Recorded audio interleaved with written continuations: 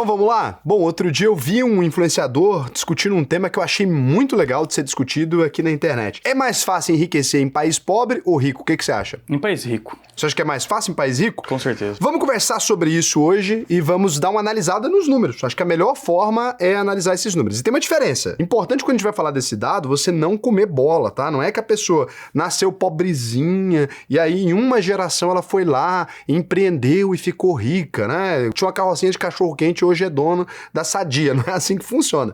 No geral, um brasileiro leva até 9 gerações para conseguir chegar numa renda mediana. Olha que doideira, né? Então a primeira coisa que a gente precisa olhar aqui é o seguinte, olha esse dado, 80% de todos os bilionários de países emergentes, eles são self-made men, ou girls, né? Self-made women. Né? Então o que a gente tem aqui? Significa que eles próprios construíram a fortuna deles nessa geração específica. E quando a gente fala isso, muita gente vai entender isso muito errado. Eu já vi muita gente analisando esse dado, jogando pra plateia, né? Você fala assim, olha, tantos homens aqui ficaram bilionários, então é fácil, é possível, basta querer. Não é isso.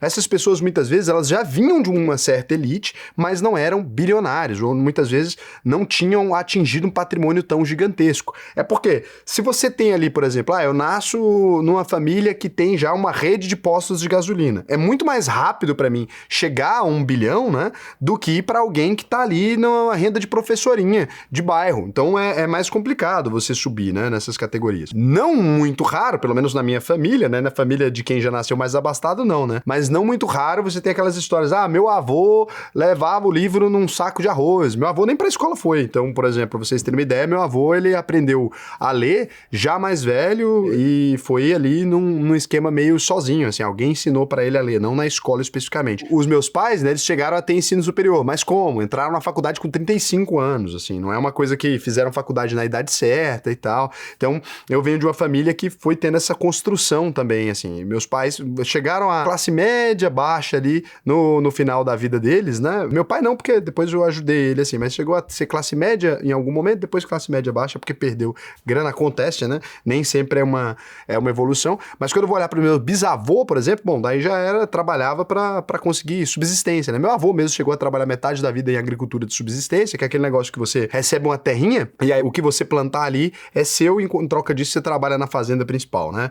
Meu avô era esse o cenário. Então, para um brasileiro chegar, apesar de 80% dos bilionários serem self-made, e aí com essas aspas aí de que ponto começaram, né? É importante lembrar disso, leva, em média, 9 gerações para um brasileiro chegar na renda mediana. Então isso é muito ruim, né? A gente é um dos piores países em mobilidade social. Você sair da pobreza é muito difícil. Até que enriquecer não é tão complicado quanto sair da pobreza no Brasil. Apesar desse dado aqui ser assim, então que é verdade, e que aí nesses vídeos muitas vezes as pessoas explicam isso, né? 80% construiu patrimônio, então é muito mais fácil enriquecer em países emergentes ali, porque quando a gente vai comparar com países ricos, 65% dos bilionários só, eles são self-made. E aqui, por que isso acontece, né? Porque países, muitas vezes, que já têm mais dinheiro, eles trabalham com a lógica de tributo diferente, eles já trabalham com imposto sobre herança, e isso impede, né, você conseguir atingir 1 bilhão, por exemplo. Permite com que muito mais gente atinja a camada média, mas deixa muito mais difícil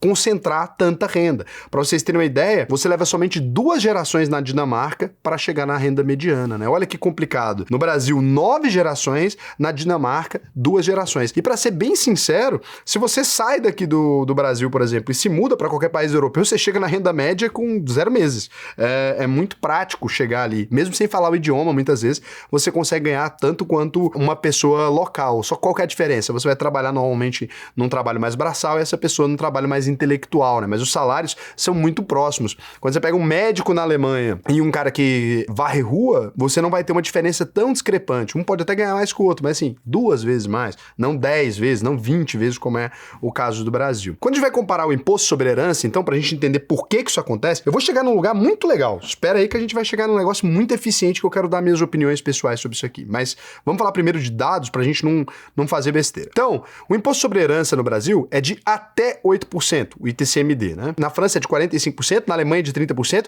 no Japão 55%. Na Europa, em média, média vai de 30% a 60%. O imposto sobre herança é altíssimo e isso vai fazer com que você tenha mais dificuldade de transferir seu patrimônio. Lembrando, os europeus não pagam necessariamente esse tributo. Você tem muitos lugares, Ilhas Virgens Britânicas, etc., de onde você tira o seu dinheiro e só quem paga isso aqui é quem muitas vezes tem aquele dinheiro em imóveis, em alguma coisa que não foi muito bem organizada, né? Lá atrás. Então, só as famílias mais estúpidas aqui que acabam pagando esse imposto inteiro. As famílias que são mais inteligentes acabam fazendo uma inteligência financeira ali. Eu já trabalhei auxiliando esse processo na Europa algumas vezes na minha vida, principalmente em Portugal e na França. Eu trabalhei ajudando alguns clientes a não pagarem esse tributo aqui. É possível. Muita gente fala, lá não tem como correr. Tem. Pensa numa coisa que tem como correr, é de imposto na Europa, tá? E não é ilegal. Quando a gente vai falar sobre imposto sobre dividendos, no Brasil era isento até 2025 e agora é de 10% a partir de 2026. Lá na Europa é de 25% a 45% aqui, tributados junto ao IR progressivo, né? Então você tem que pagar um imposto muito alto para esse dividendo aqui. O imposto sobre patrimônio no Brasil, ele não existe, né? O imposto sobre a riqueza, aquele imposto recorrente sobre a sua riqueza. Quando a gente vai olhar países como Noruega, Espanha, Suíça, Irlanda, né? A Irlanda pra gente é paraíso fiscal, mas pros irlandeses não, né? Então você tem aqui de 0,7% a 1% ao ano em cima do seu patrimônio. Impede muito que o seu patrimônio cresça. O juro composto ele não funciona muito bem nesses lugares. É péssimo para se investir, tá? E o IR marginal, né, máximo no Brasil você tem 27,5%, a alíquota efetiva do 1% mais rico está em torno de 2% a 5%.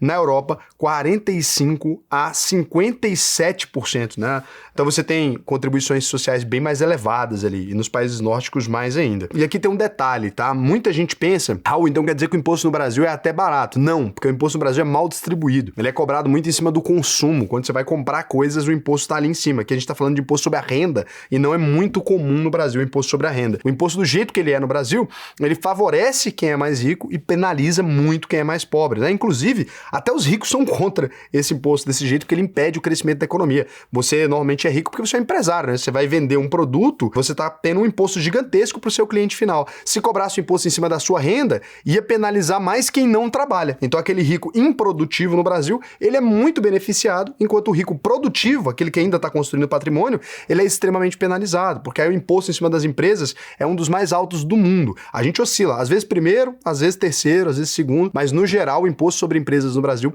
ele está entre os mais altos do mundo. Inclusive, né, eu fiz um vídeo ontem aqui falando a respeito disso, tem um vídeo que saiu na quinta-feira aqui, que você pode ver, vou deixar ele aqui em cima, que foi um vídeo onde eu falo especificamente sobre empresas que fugiram do Brasil por conta dessa alíquota, e quando você vê lá, você vai reparar que compensa mais produzir em qualquer lugar do mundo do que produzir no Brasil, tá ficando extremamente inviável, inclusive isso vai colapsar a gente. E esse mês ainda, agora, você tem que se inscrever no canal aí, a gente vai soltar um outro vídeo sobre como que você pode furar esse negócio aqui para você conseguir ganhar dinheiro com essas questões brasileiras. Tem como ganhar dinheiro, eu vou fazer o vídeo, mas aí se você não for inscrito no canal, você vai perder. Vacilou, perdeu. E o negócio é o seguinte, continuando aqui, a gente vai medir agora o índice de desigualdade. Isso aqui é importante a gente ser muito claro com relação ao que significa desigualdade, porque algumas pessoas não conseguem compreender. Pessoal, desigualdade é diferente de pobreza, apesar de parecer a mesma coisa. Como é que é isso? Se eu tenho R$1 milhão e alguém tem R$1 bilhão,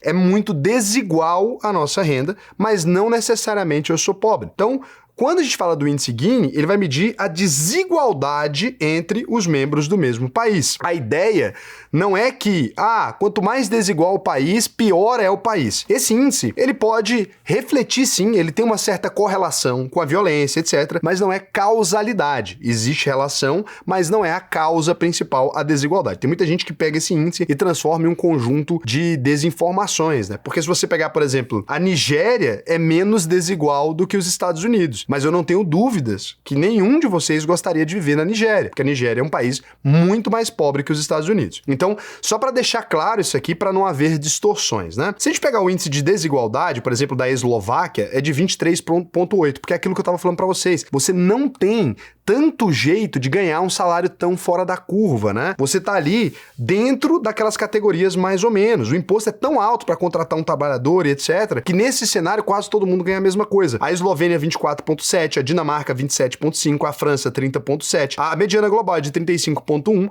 Quando a gente vem aqui para os países emergentes, a gente percebe uma desigualdade maior, né? 49,7% no Panamá, Brasil 51,6%, Colômbia 53,9%. O que significa isso aqui? Uma vez que você consegue sair das camadas mais baixas no Brasil, você começa a se distanciar demais das outras pessoas. Aqui no canal, por exemplo, a gente tem um bom reflexo disso, porque a renda média de vocês não tem nada a ver com a nossa população. Mas a gente tem alguns dados, por exemplo, dos nossos alunos. 6 anos atrás, quando eu criei o VP, as pessoas que ganhavam ali em torno de 10 mil reais naquela época, né, que já era bastante dinheiro, hoje em dia não é que elas ganham os mesmos 10 mil, não. Elas ganham 50, 60. A distância, ela vai aumentando cada vez mais. De modo que se você pega um CEO de uma empresa no Brasil, vai comparar o salário dele com uma faxineira, ele muitas vezes pode ganhar 30 anos o que ela ganha em um único mês. É possível isso, né? Quando você vai olhar aqui, por exemplo, olha só, o salário mínimo do Brasil é em torno de R$ 1.600, né? Se você pegar quantas vezes, né, um salário de um CEO mensal, tem CEO aí de empresa da Bolsa que ganha 1.500.000, isso não é um salário alto para CEO de Bolsa, tá? Se você pegar esses 1.600 aí, considerando já todas as coisas, e dividir por 12, ele pode ganhar o equivalente a 78 anos de salário de uma faxineira em um único mês. 78 anos, é a vida inteira de uma pessoa em um mês, né? Se você considera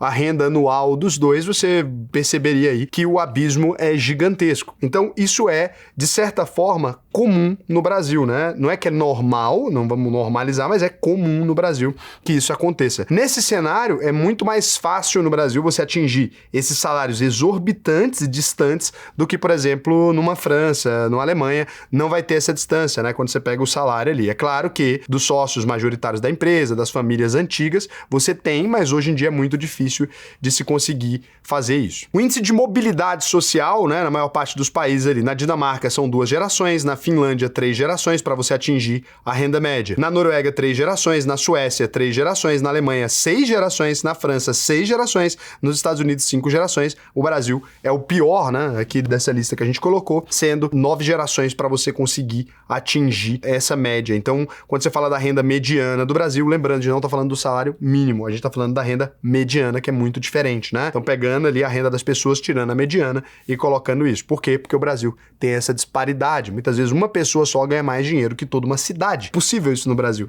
Acontece, tá? Então, quando a gente pega o perfil do rico brasileiro, aqui é que a coisa começa a ficar meio complicada. O perfil do rico brasileiro, então, é aquele perfil de pessoas que não necessariamente eles são ricos produtivos. Por conta disso, o Brasil, ele tem uma taxa de juros muito alta que te permite não fazer muita coisa. Eu sei que você tá ouvindo isso agora falando, Raul, mas você é rico, por exemplo, aí trabalha todo dia. Eu sou rico aqui na minha empresa e trabalho todos os dias, né? Sim, mas nós não somos a média do perfil das pessoas mais ricas. No geral, a gente tem quem acumulou mais dinheiro, um dinheiro meio geracional, né, que concentra um PIB muito grande. No Brasil, a gente tem 300 bilionários, 240 são homens, 60 deles são mulheres, na fortuna total de 2,01 trilhão, né, ou seja, 17,1% do PIB brasileiro está na mão de 300 pessoas, 31 pessoas que são estreantes nessa lista, né, que são mais recentes aqui. O homem mais rico do Brasil é o Eduardo Saverin, a segunda maior fortuna, a gente já teria que dizer que é da família Safra, né, 112 bilhões, Moreira Salles a terceira, né, é banqueiro também, 98 bilhões, o Jorge Paulo Lemann, 82 bilhões, dono do 3G Capital e da Bembev, e o André Esteves, que é o quinto aqui com 62 bilhões. Desses aqui da nossa lista, né, 2 aqui dos 5 primeiros são herdeiros diretos da família Moreira Salles, inclusive o cara que ganhou o Oscar brasileiro,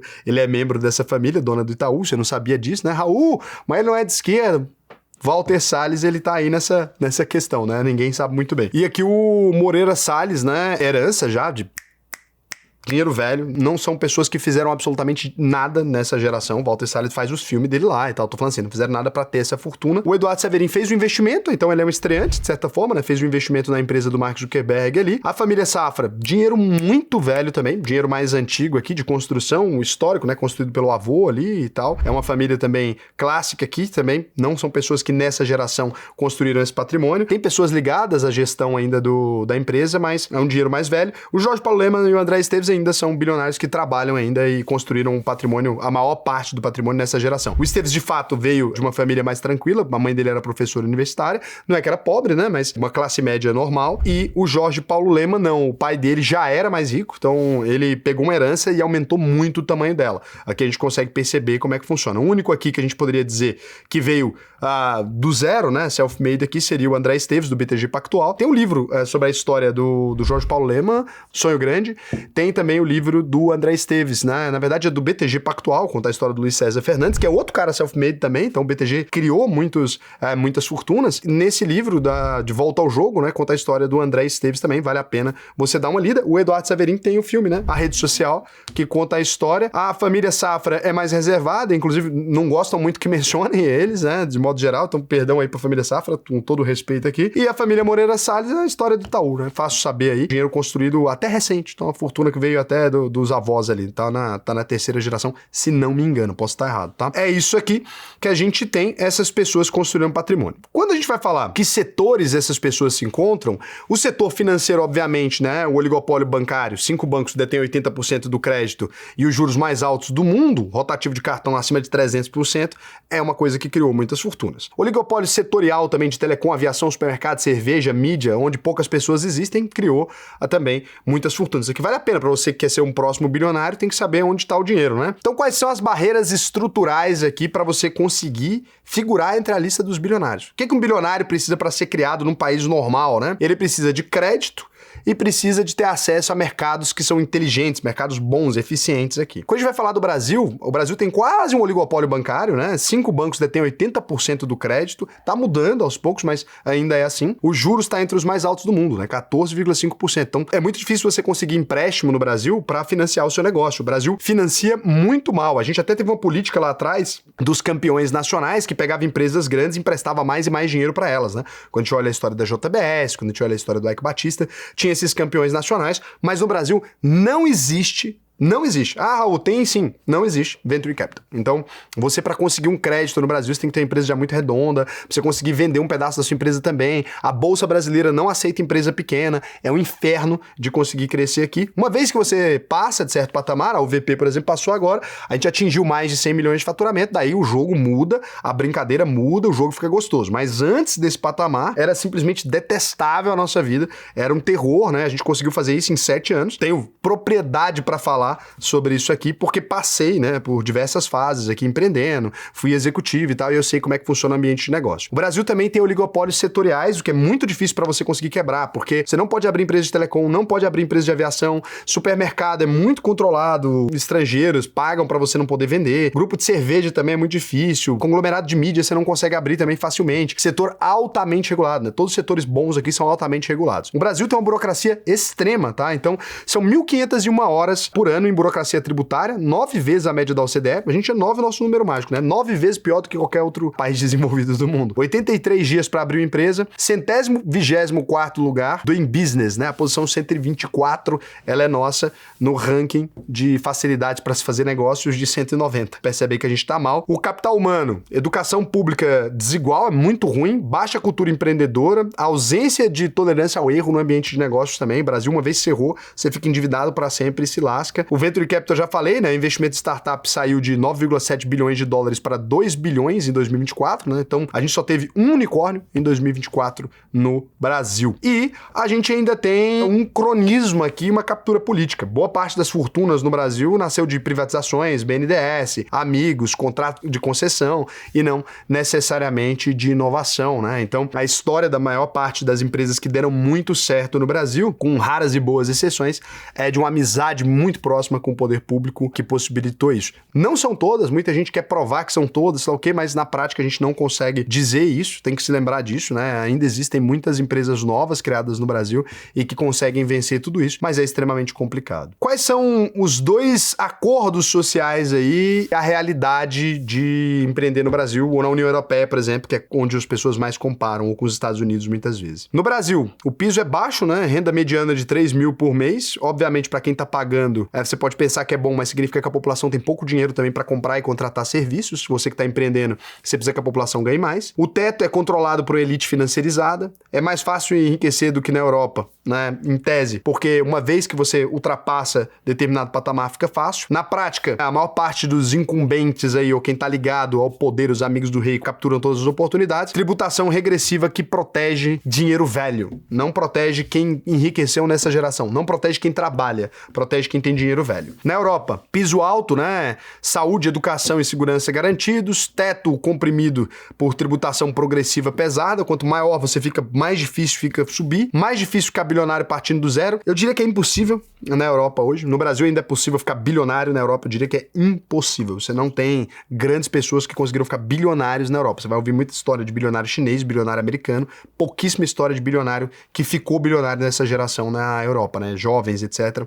É quase impossível. Tem uma menor desigualdade, mais estabilidade, mas é mais difícil ficar rico. Caminho mais comum para riqueza na Europa é herança. Se você não tem pai rico, não tem chateau, dificilmente você vai conseguir. Qual que é a minha opinião sobre isso aqui, né? Eu acho que tá certo boa parte de quem diz que uma vez que você comece a empreender no Brasil e você passa de determinado patamar, é muito fácil acumular muito dinheiro. Eu diria que é quase impossível não acumular. E eu queria mostrar pra vocês esse ponto aqui, né, que é um ponto muito verdadeiro pra vocês verem aqui. Uma vez que você atinja 1 milhão de euros na Europa, aqui tá escrito reais, mas eu quero que você use sua imaginação, imagine um Ezinho aqui, você vai começar a ter sua fortuna crescendo a 2,15% se você deixar ela parada. Ou seja, se você tentar usar capital improdutivo, deixar o seu dinheiro quieto, você demoraria, sei lá, 30 anos ou 35 anos para dobrar o seu dinheiro. Ok, o poder de compra é maior e etc. No Brasil, uma vez que você atinge 1 milhão de reais, seu dinheiro está crescendo no mínimo a 14,50% ao ano, sem risco. Livre de risco, né? Esse aqui na Europa e no Brasil, livre de risco. Tô falando de dinheiro que tá colocado no tesouro, emprestado pro governo. No Brasil, uma vez que você atinge 1 milhão em 35 anos, se a taxa de juros permanecesse essa, óbvio que não vai permanecer, você inevitavelmente chegaria a 114 milhões de reais. Essa é a diferença. Então, chegar na classe média no Brasil é muito difícil. Sair da classe média é um pouco menos difícil. Uma vez que você ficou milionário, é impossível não ficar muito rico. É impossível. Você tem que ser muito burro. Então, se eu tenho um filho e eu deixo 3 milhões pra ele no Brasil, se não fizer nada, se ele for a pessoa mais estúpida do mundo, em algumas gerações ele vai ter uma fortuna gigantesca. O Brasil vive todo para alimentar o capital improdutivo. Aqui eu tô dizendo literalmente improdutivo. Não confundir com capital investido na bolsa de valores. Quando você investe em empresas, uma empresa que faz IPO, esse capital não é improdutivo. Esse dinheiro, ele financia a melhoria de produção, a melhoria de tecnologia, a contratação de pessoas, um dinheiro que você coloca no IPO, um dinheiro que você coloca na empresa da bolsa, tudo isso, né? Raul, mas o dinheiro que eu coloco na bolsa de mercado secundário não ajuda o mercado? Claro que ajuda. Quando a empresa for se financiar de novo, quando ela precisar pedir, vou fazer uma nova oferta de ações, ela vai conseguir acumular mais e mais dinheiro. Isso é importante para ela fazer investimento.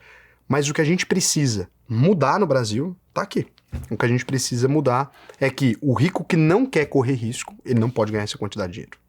É simples assim. Se a gente quiser ter alguma chance de ver um país diferente, a gente precisa que o dinheiro dos investidores, ele não esteja indo para aumentar o tamanho da nossa dívida pública. Ele não esteja indo para a mão do governo. A gente precisa que esse dinheiro, ele tenha que obrigatoriamente financiar aquilo que é importante no país. Então, eu queria convidar vocês a uma reflexão mínima, né? Como que pode uma taxa de juros num país estar em 14,50% ao ano? O que eu tô dizendo é que pessoas como eu, elas não precisam fazer absolutamente nada da vida. É impressionante. Se eu fechasse a empresa e ficasse quieto em casa, eu correria menos risco do que trabalhando todos os dias. Isso não pode estar certo. Imagina, vou dar um spoiler pra vocês aí. Eu já passei há muito dos 20 milhões de reais. Vou simular com 20 milhões pra ficar mais fácil. Mas eu passei, há anos, tá? A nossa empresa, como eu disse pra vocês, fatura mais de 100 milhões por ano, com uma margem de lucro acima dos 50%. Se você vier aqui colocar, se eu não fizer absolutamente nada, eu fico bilionário. Pra que eu vou correr risco? Porque empreendendo, eu posso ser processado, eu posso arrumar problema, etc.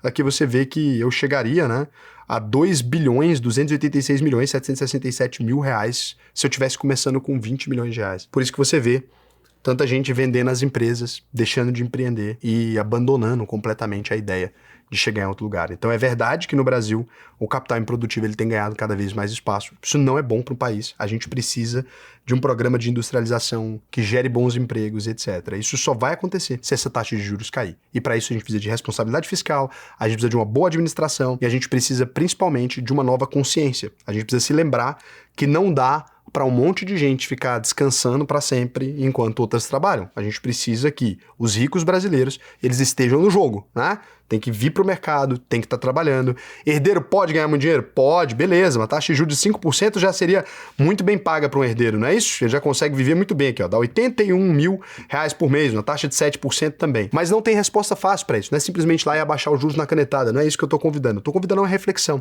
Eu acho que esse é o problema.